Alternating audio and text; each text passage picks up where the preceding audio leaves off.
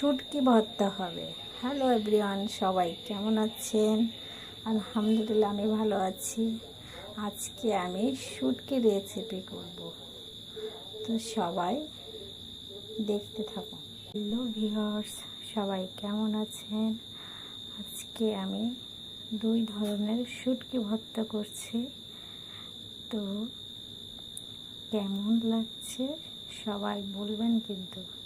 বিশাল দোলনায় নয়, এখানে মাঝারি আকৃতির একটি দোলনা রয়েছে, সেটাতেই সুরভি দোল খাচ্ছে।